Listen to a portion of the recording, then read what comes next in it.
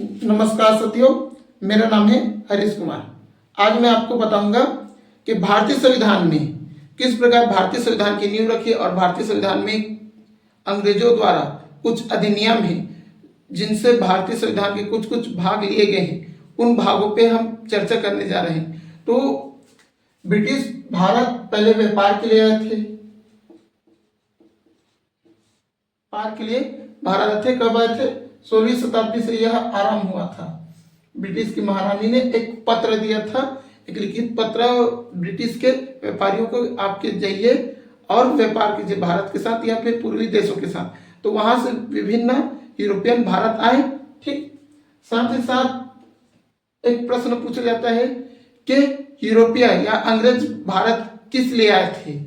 तो व्यापार के लिए आए थे, ट्रेडर्स के लिए।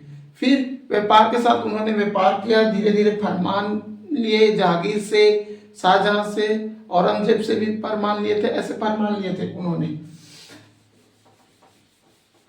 फरमान के बाद जब हम देखते हैं, दो युद्ध देखते हैं। दो युद्ध ईस्ट इंडिया कंपनी की स्थापना का एक महत्वपूर्ण भाग होता है। कुछ इतिहासकार प्लासी के युद्ध मानते हैं।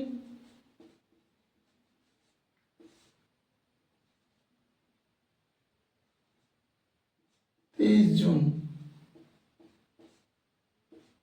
1757, 23 जून 1757। कुछ इतिहासकार इसको मानते हैं महत्वपूर्ण के अंग्रेजों का भारत में शासन प्रशासन इस युद्ध से हुआ, और कुछ इतिहासकार बक्सर के युद्ध मानते हैं। बक्सर 22 अक्टूबर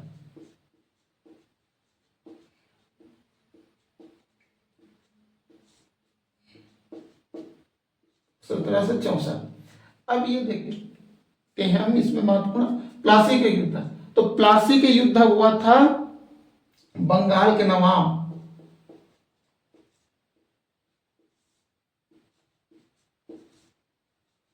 सिराजुद्दौला और अंग्रेज अधिकारी रॉबर्ट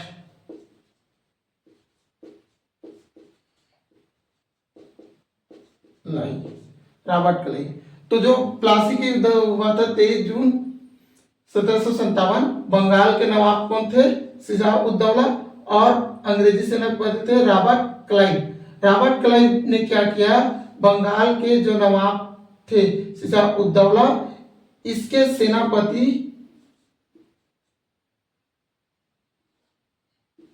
मीर जाफर को अपने तरफ मिला लिया था, और मीर जाफर ने इनसे रिश्वत लिया था अंग्रेजों से, और सिराजुद्दौला इस युद्ध में हार गए। फिर मीर जाफर को क्या बना दिया गया? बंगाल का नवाब बना दिया गया है। फिर जब नवाब बंगाल का बना, तो धीरे धीरे अंग्रेजों ने क्या किया? निरंकुश शासन की ओर अग्रसर होते गए, यानी मनमाने ने कार्य करते गए और नवाब के आदेशों का उल्लंघन करते गए।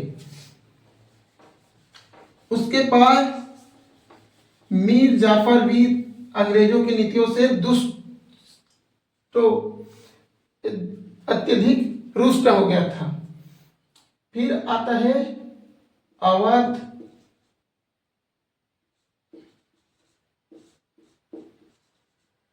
बिहार और बंगाल। ये अवध, ठीक, और बिहार साइड है। इसमें समथिंग उड़ीसा भी है, क्योंकि उस टाइम में बड़ा क्षेत्र था, रियासती से क्षेत्र था। तो ये चीजें आते हैं। तो यहाँ के नवाबों ने मिलकर क्या किया? बक्सर युद्ध किया। बक्सर युद्ध में भारतीय शासक पूर्ण रूप से हार गए। फिर अंग्रेज यहां से क्या किए? पूर्ण रूप से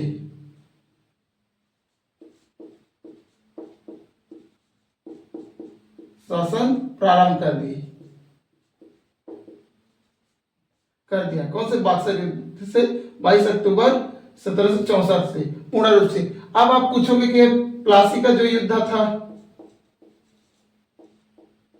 प्लासी का युद्ध, तो प्लासी के युद्ध में उन्होंने हस्तक्षेप नहीं किया, उन्होंने बस व्यापार आरंभ किया। था और नवाब मीर जाफर को बनाया था। जब बक्सर की युद्ध हुआ तो बक्सर के युद्ध के बाद में उन्होंने कुछ अपना स्वामित्व किया, अपना उत्तराधिकारी तौर पे कार्य आरंभ कर दिया, शासन प्रशासन। अब ये तो है थोड़ा सा बेसिक, इसको तो जानना चाहिए। अब देखते हैं हम ईस्ट इंडिया कंपनी।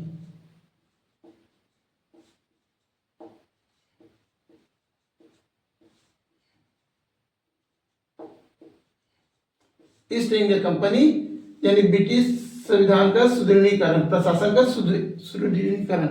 इसमें हम देखते हैं 1773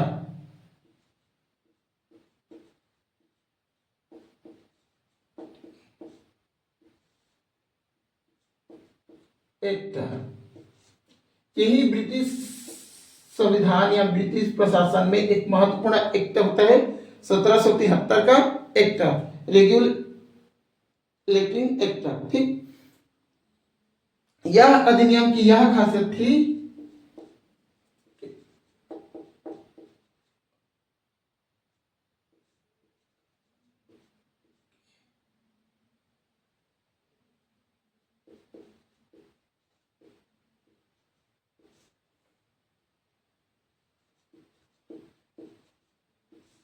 बंगाल के गवर्नर जनरल को गवर्नर जनरल कहा गया। दूसरा चीज इसकी खासियत थी कि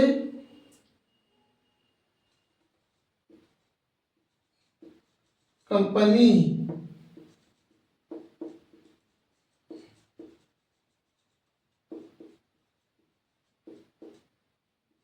अधिकारियों को रिश्वत लेना प्रतिबंध किया गया था।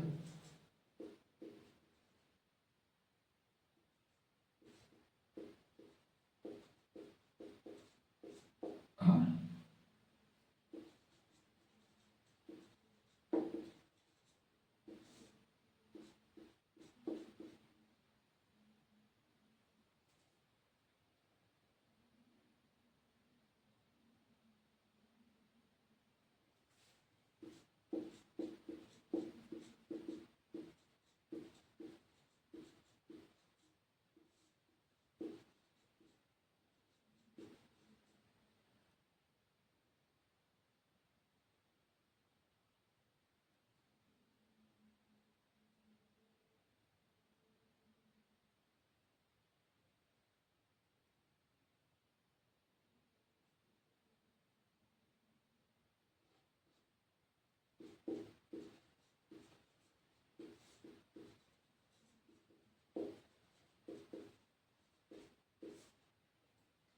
सत्रह सौ तिहत्तर में रेगुलेटर एक्ट हुआ, यही ब्रिटिश प्रशासन का एक महत्वपूर्ण एक्ट होता है। बंगाल के गवर्नर जनरल को क्या कहा गया? बंगाल के गवर्नर जनरल को पूर्ण रूप से बम्बई हो गया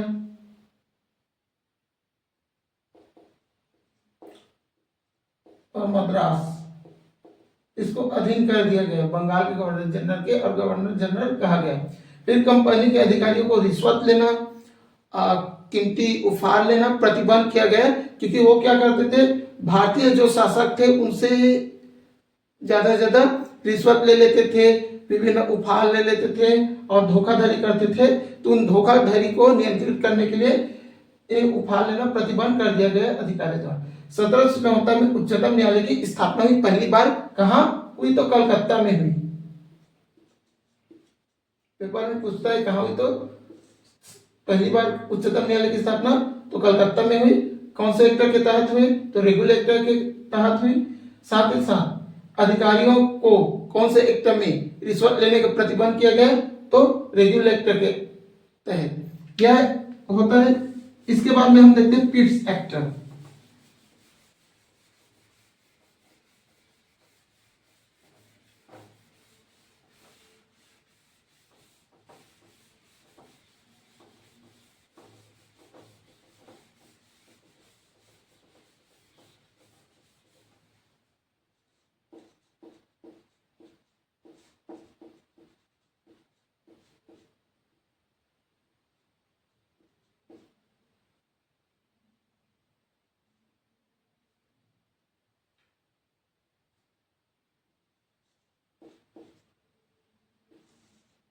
1784 पिट्स एक्ट देखते हैं। पिट्स एक्ट, इस एक्ट का नाम तत्कालीन प्रधानमंत्री विलियम पिट्स द्वारा प्रस्तुत किए गए संसद में। ब्रिटेन के प्रधानमंत्री कौन थे? ये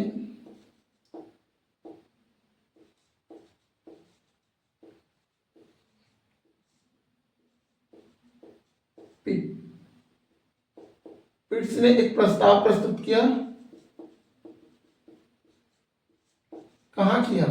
तो ब्रिटिश की संसद में किया। तो ब्रिटिश की संसद में एक प्रस्ताव प्रस्तुत किया, तो उनके नाम से ही इस एक्ट का नाम रखा गया, पिट्स एक्ट। अब पेपर में पूछा जाएगा कि पिट्स एक्ट किसके नाम पे रखा गया, तो उस समय के ब्रिटिश के प्रधानमंत्री विलियम पिट्स के नाम पर रखा गया। अब क्या प्रस्तुत किया गया था कि कंपनी को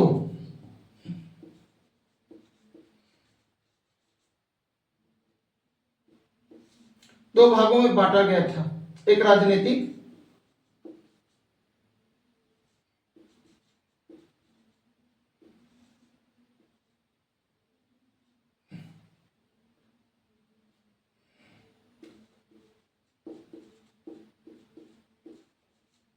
और दूसरा व्यापारी। कंपनी को दो भागों में बांटा गया। राजनीतिक कार्य कौन नियंत्रण करता था? तो संसद, यानी ब्रिटेन की जो संसद है वो निगरानी रखती थी ईस्ट इंडिया कंपनी के राजनीतिक मामलों पे, और व्यापारिक मामलों का जो काम था वो डायरेक्टर कंपनी के हाथों में था। अब समझ आ गया कि पिट्स एक्ट की एक दो महत्वपूर्ण विशेषता है कि बोर्ड ऑफ कंट्रोल,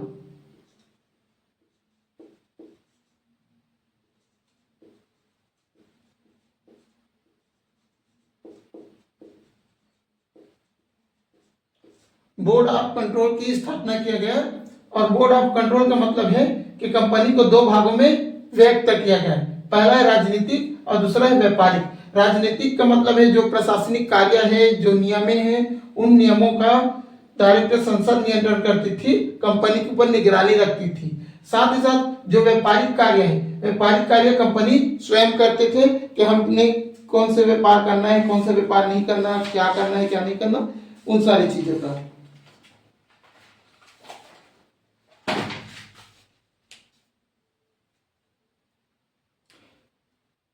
अब व्यापारिक क्रियाकलापों को निर्देशन क्या है?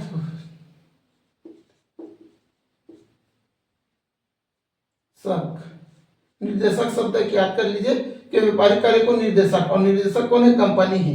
निर्देशक कौन है? कंपनी है। और प्रशासनिक कार्य को क्या कहा गया? नियंत्रण, नियंत्रण मंडल, मंडल कहा गया। ये शब्दों को याद कीजिए कि राजनीतिक कार्य के लिए कौन है? नियंत्रण मंडल है। और व्यापारिक कार्य के कौन है? निर्देशक। निर्देशक कौन है? कंपनी है। नियंत्रण मंडल कौन है? ब्रिटिश के जो संसद है वो है। किसके द्वारा हुआ गया? बोर्ड ऑफ कंट्रोल की स्थापना, बोर्ड ऑफ कंट्रोल की स्थापना के द्वारा। अब पेपर में पूछा जाएगा कि पिट्स एक्ट किसके नाम पे रखा गया था? तो विलियम पिट्स द्वारा, ठीक, उनके नाम पे ही रखा गया था इस एक्ट का नाम। इसमें महत्वपूर्ण है कि बोर्ड ऑफ कंट्रोल, यानी कि बोर्ड ऑफ कंट्रोल की स्थापना की गई और ब्रिटिशों को दो भागों में उनकी जो प्रशासनिक कार्य है, व्यापारिक कार्य, दो भागों में व्यक्त कर दिया, एक राजनीतिक और एक है व्यापारिक। राजनीतिक को नियंत्रण के लिए क्या किया? नियंत्रण मंडल कहा गया, और व्यापारिक कार्य को निर्देशक कहा गया। यही उसकी खासियत है। साथ ही साथ प्रशासनिक कार्य के लिए 6 ट्रक मंडल,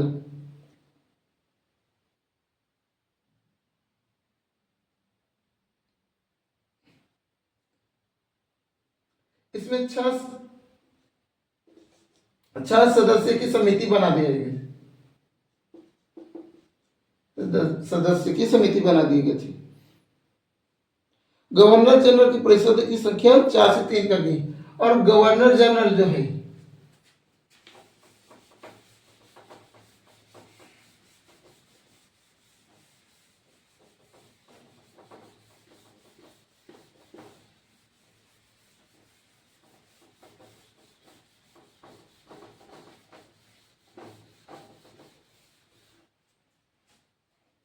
4 से 3 कर दिए।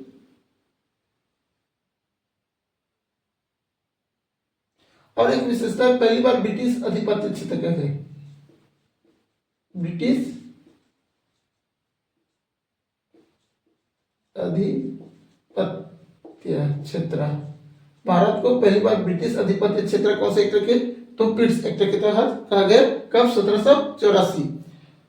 और युद्ध के लिए कुछ विशेष प्रावधान किए गए, कुछ विशेष शक्तियां दी गई। अब हम बढ़ते हैं चार्टर एक्ट के बाद। इसमें एक अपवाद है, जो रेगुलर एक्ट है और पिट्स एक्ट को सुधारने के लिए एक एक्ट और बनाया गया है, यानी संशोधन किया गया है, उसका नाम है 1786 अधिनियम।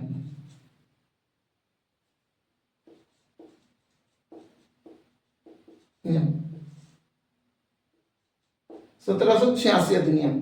1786 अधिनियम में यह कहा गया कि कुछ विशेष परिस्थिति पर गवर्नर जनरल को सर्वा शक्ति प्रदान की गई।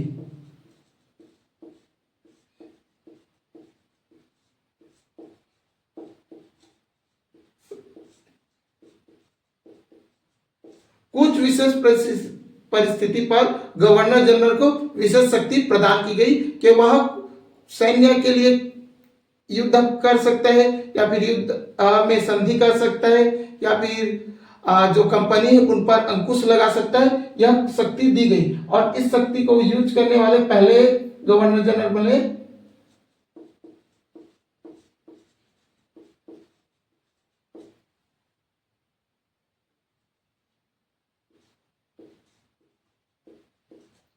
Lord Cornwallis. यही एकमात्र थे। ये अपवाद है कि उन दोनों अधिनियमों की त्रुटियों को सुधारने के लिए इस अधिनियम का उपयोग किया गया था। अब हम आते हैं चार्टर एक्ट की ओर। एक्ट, अब चार्टर एक्ट आता है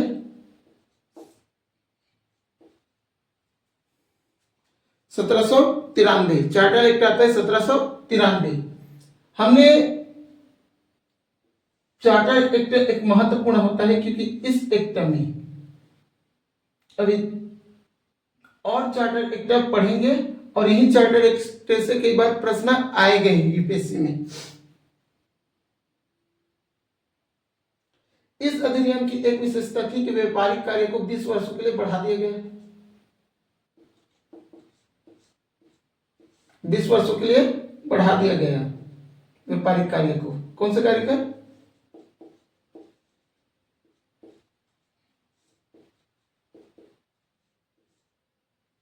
व्यापारिक कार्य को 20 वर्ष के लिए बढ़ा दिया गया।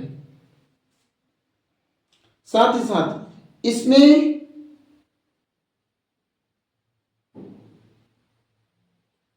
भारतीय राजस्व से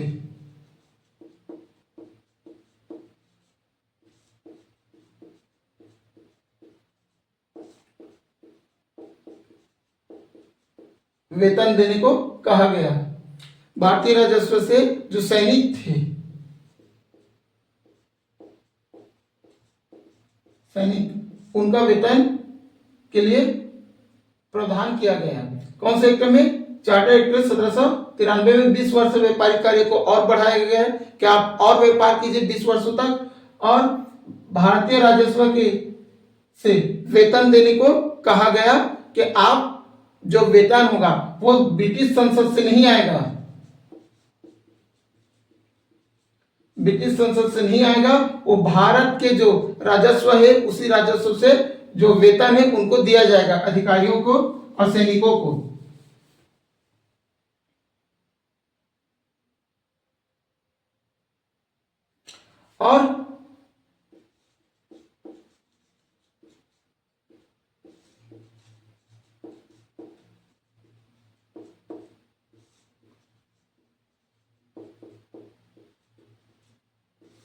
और लिखित विधियों द्वारा प्रशासन की नींव रखी गई। इस एक्ट के तहत लिखित विधियों द्वारा जो प्रशासन है उसकी नींव रखी गई। यानी कोई भी अगर आदेश हो तो वो आदेश जब तक लिखित दस्तावेज नहीं मिलेगा तब तक उस आदेश को हमें मानना नहीं है, अस्वीकार करना होगा।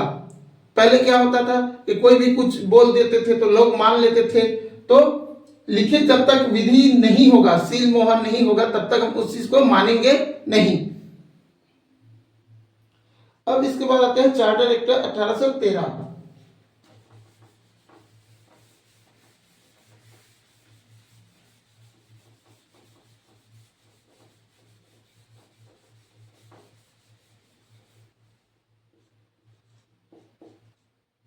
Charter act 1813। चार्टर एक्ट 1813 में व्यापारिक एकाधिकार को हटाया गया है।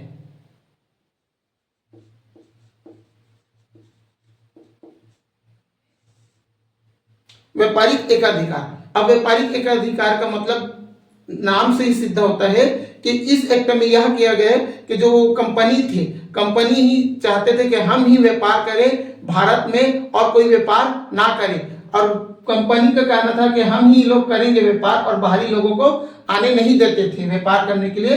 तो ये एकाधिकार को समाप्त किया गया और कहा गया कि जिसका भी मन हो व्यापार करने को व्यापार कर सकते हैं। लेकिन यहां पे एक चीज है, चाय और शुगर, इसका एकाधिकार कंपनी के पास ही था, यानी चाय का व्यापार और शुगर का व्यापार कंपनी के लोग ही करेंगे। ये एक अपवाद के रूप में देख सकते हैं, लेकिन एकाधिकरण समाप्त किया गया था कि आप सभी व्यापार कर सकते हो, छूट के दिया गया है।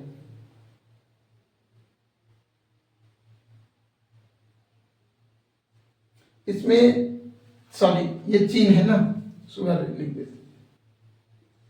चीन, चाय और चीन के साथ व्यापार क्या किए गए, एकाधिकार किया गया, और बाकी सभी क्षेत्र को छोड़ दिया गया कि आप व्यापार कर दीजिए, और विभिन्न प्रकार के व्यापारी भारत आने लगे।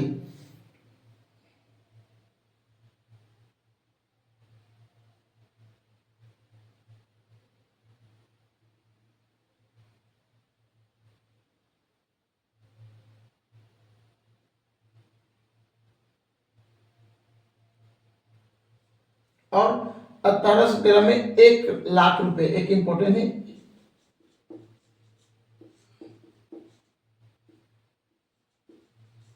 रुपए,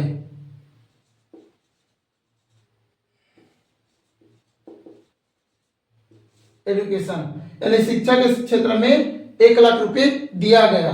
साथ ही साथ और क्या किए, ईसाई मिशनरियों का भारत आगमन।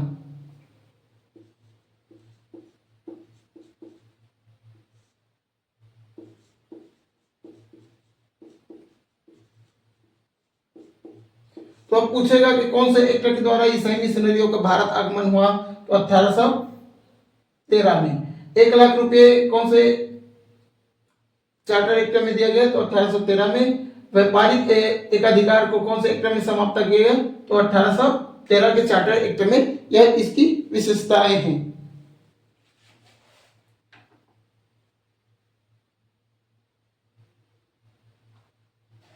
और इस एक्ट के द्वारा 20 वर्ष और बढ़ाया गया है कि आप और 20 वर्ष और व्यापार कर सकते हैं, 20 वर्ष कंपनी और व्यापार कर सकती है।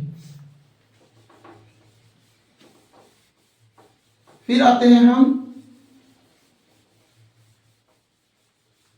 Charter act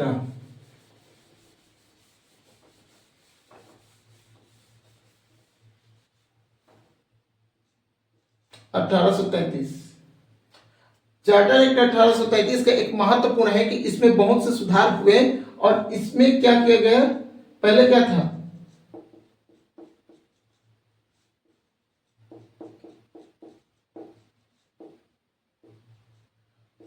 governor general, Bengal के गवर्नर जनरल कहा जाता था। तो इस एक्ट में बंगाल के गवर्नर जनरल के बजाय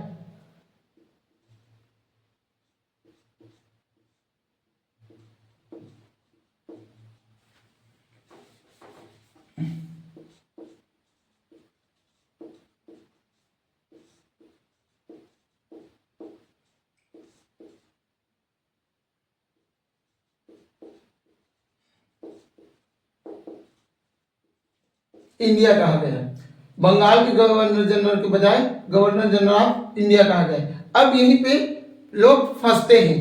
क्यों फंसते हैं, यहाँ पे देखिए कि कौन से एक्ट के तहत बंगाल के गवर्नर जनरल कहा गया। अब बंगाल के गवर्नर जनरल और यहाँ पे गवर्नर जनरल ऑफ इंडिया, तो यहीं पे फंसते हैं कि यहाँ पे अगर हम देखें कि गवर्नर जनरल, ठीक, बंगाल के गवर्नर जनरल किसको कहा गया, और अगर हम देखें तो गवर्नर जनरल ऑफ इंडिया किसको कहा गया। तो बंगाल के गवर्नर जनरल थे Warren Hasting,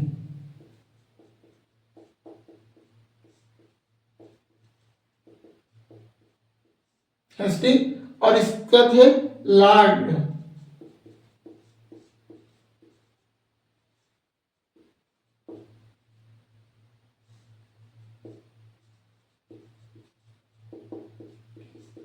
Lord Wilson Bentinck. अब इसको देखिए, बंगाल के गवर्नर जनरल का मतलब ये यह था कि जो बंबई थी और मद्रास था, ये दोनों के अधिकार क्षेत्र को बंगाल के गवर्नर जनरल के अधीन रख दिया गया था। लेकिन जब गवर्नर जनरल ऑफ इंडिया कहा गया 1833 के एक्ट में, तो इसमें जो इंडिया क्षेत्र यानी भारत में ब्रिटिश के जितने भी क्षेत्र थे, रियासी क्षेत्र थे, उन सभी का के गवर्नर जनरल थे, सब अपने अपने प्रांत के, उन सभी का सर्वे सर्वा कौन कर दिया गया, गवर्नर जनरल ऑफ इंडिया के अधीन कर दिया गया बाकी गवर्नर जनरल को। इसमें दो के कार्य क्षेत्र को एक के अधीन कर दिया गया, बंबई और मद्रास, इन दो के गवर्नर जनरल के कार्य क्षेत्र को गवर्नर जनरल ऑफ बंगाल के अधीन कर दिया गया। लेकिन जब गवर्नर जनरल ऑफ इंडिया कहा गया तो पूरे भारत में जहां भी ब्रिटिश लोग शासन किए थे, उन सभी के कार्य क्षेत्र को इसके अंतर्गत समाहित कर दिया गया। अब देखिए, इस एक्ट की एक महत्वपूर्ण विशेषता है कि लॉर्ड विल्सन बेंटिक समाज सुधारक भी थे।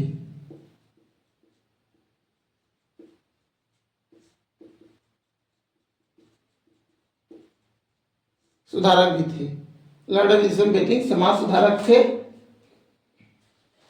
और इनके शासनकाल में विभिन्न सुविधाओं की हुई, जैसे सती प्रथा, बाल विवाह, इन पर रोक इन्हीं के एक्ट के द्वारा रखा गया।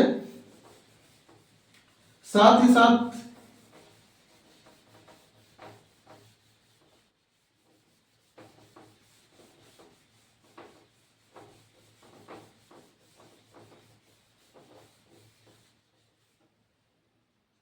इस एक्ट में विधान परिषद,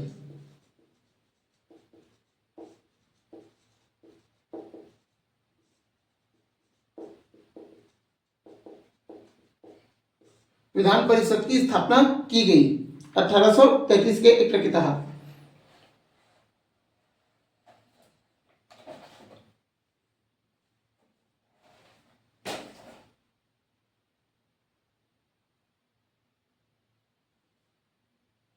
और इस अधिनियम द्वारा जो शक्ति थी बाकी, जैसे कि मद्रास हो गया और बंबई, यहां के गवर्नर जनरल के शक्ति को दायित्व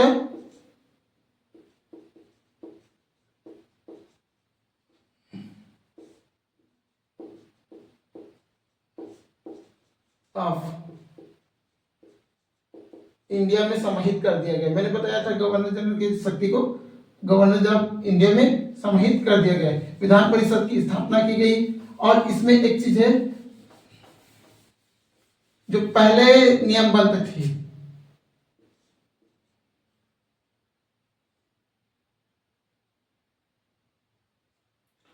ओल्ड लॉ कहा गया है। ओल्ड लॉ यानी नियमात्मक नियम।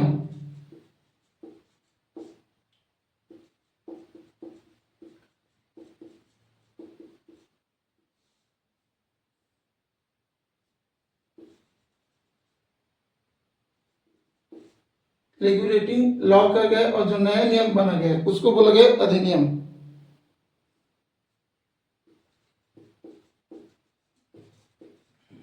अधिनियम। तो इसमें एक और खासियत है कि विधान परिषद की स्थापना की गई। जो ओल्ड नियम बनते थे 1833 से पहले जो भी नियम बने, जैसे कि हम देखते हैं 1773 का, फिर 1784 का, फिर 1700 93 का, उनको हम बोलते हैं ओल्ड लॉ बोलते हैं, या नियामक नियम बोलते हैं, रेगुलेटरी लॉ बोलते हैं। फिर उस 1833 के बाद जो नियम बने उसको अधिनियम बोला गया। क्या? अधिनियम। तो पेपर में पूछता है उठ में कि किस चार्टर एक्ट के तहत ओल्ड लॉ को या फिर रेगुलेटिंग लॉ को अधिनियम कहा गया। तो 1833 याद कर लीजिए। 1833 एक महत्वपूर्ण टॉपिक है। विधान परिषद की स्थापना कब हुआ? तो 1833 के अधिनियम के तहत। अब 1833 के बाद आता है लास्ट चार्टर अधिनियम 1853।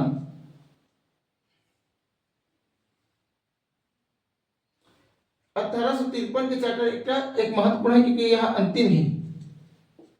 एंड ऑफ चार्टर एक्ट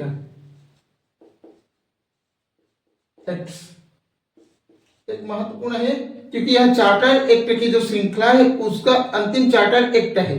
ठीक।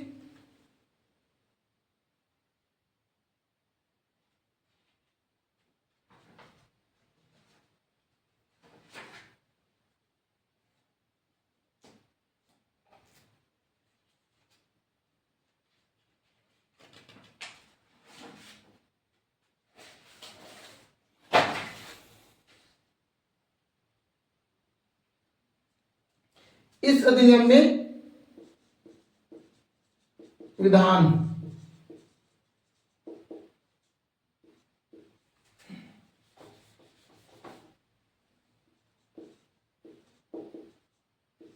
विधान परिषद का विस्तार किया गया है।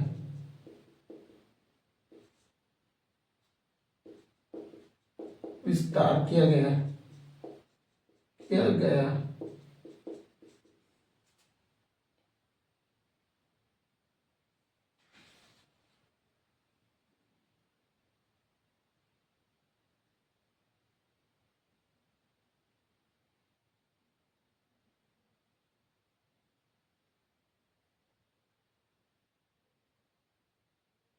विधि निर्माण के लिए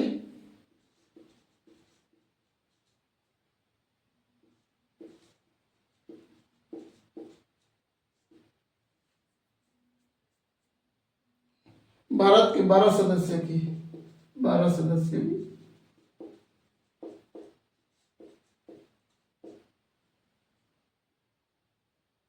की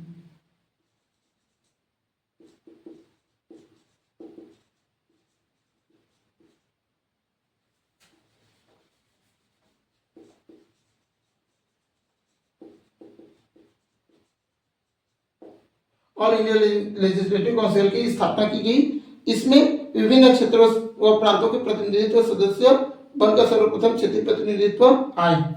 अब जो लेजिस्लेटिव काउंसिल की स्थापना की तो जो प्रांत क्षेत्र थे, प्रांतों के जो लोग थे वो और विभिन्न क्षेत्रों के लोग आए और इसको मिनी पार्लियामेंट कहा गया है।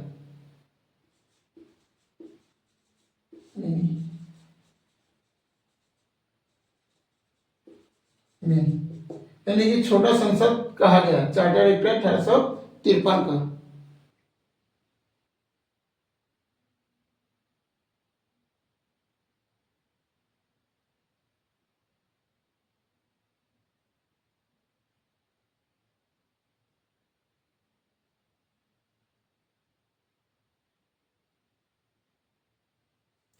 और प्रतियोगिता परीक्षाओं का आरंभ किया गया इसी एक्ट के अंतर्गत।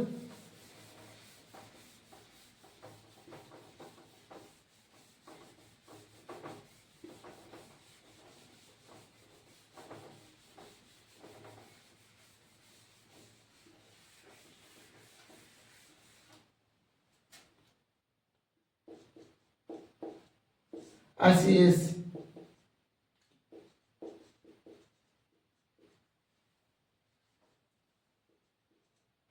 परीक्षा का आरंभ।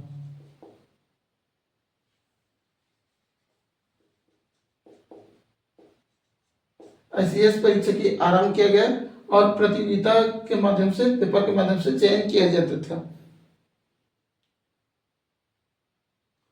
इस प्रकार जो चार्टर एक्ट है वो खत्म होता है। एक बार हम रिवीजन के तौर पे देख सकते हैं।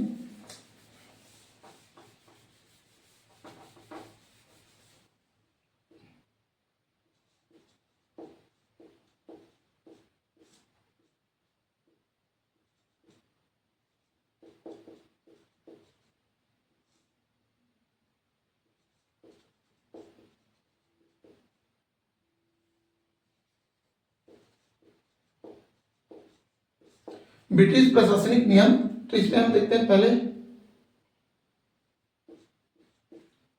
1773, ऐसे देखते हैं फ्लो चार्ट में, ऐसे रिटेन लगेगा जल्दी समझने के लिए।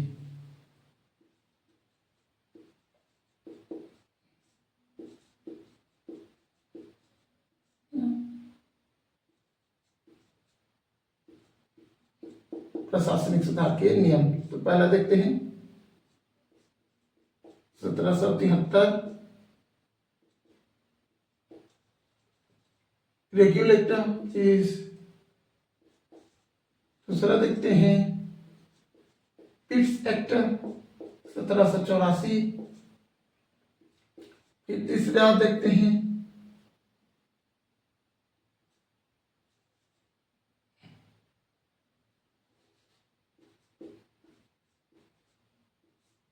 तिरानवे charter act.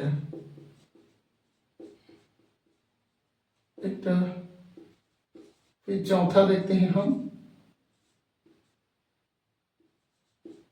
Charter act 1813 1833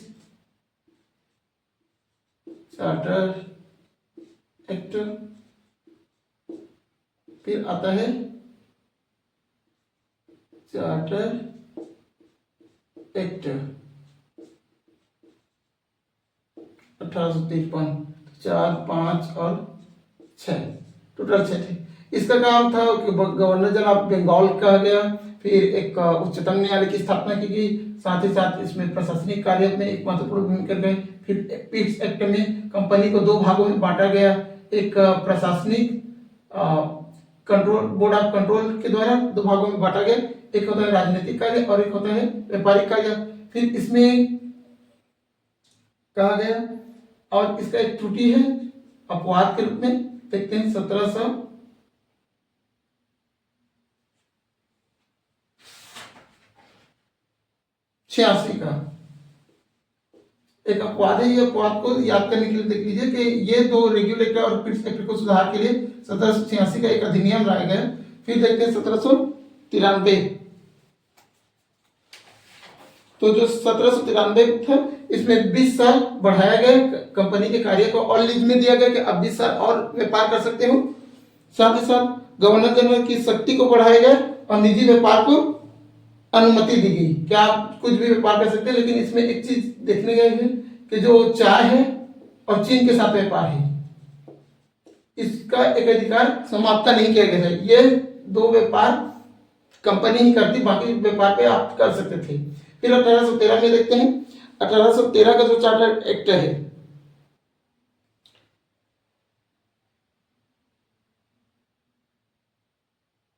sorry, जो ये चाय और शुगर वाला है 1813 का है, और इसमें निजी किया गया कि व्यापार को निजी के आप निजी तौर पे कर सकते हो। साथ ही साथ हम देखते हैं कि 1833 में है लॉर्ड एमिसन बेटिंग और गवर्नर जनरल ऑफ इंडिया कहा गया।